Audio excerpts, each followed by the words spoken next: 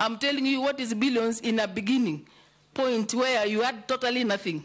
So for us, as people said, the beginning and the independence of Turkana County began in 2013. It is real. It's very practical. And even right now, we still need more.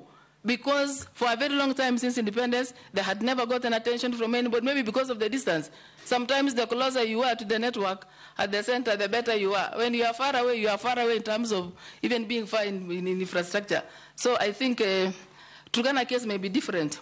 But on the side of solution to food reliefs and their safety in terms of the disasters we receive, as I said, just like I've spoken on the youth, I think we need to do a deliberate attempt or a move or a framework through which we will make sure now all the partners in the Republic of Kenya that act or respond on emergencies put their resources together plus the ministries concerned and come up with one concrete thing that would be a permanent solution to these things.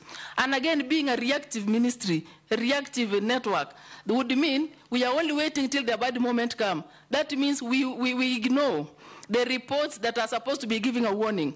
There are institutions that give warning to what's likely to happen. But we wait too long till this thing happens, we lose lives, we lose livestock.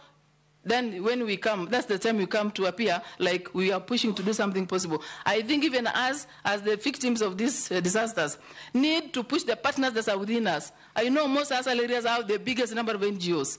I think it is time we put a framework that will make them now think permanently in a solution-based way.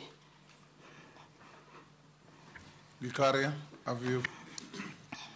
Vicaria, we'll have one more of a member who came in late. Thank you, Chairman. My name is Vicaria David. I come from Nakuru Town East constituency.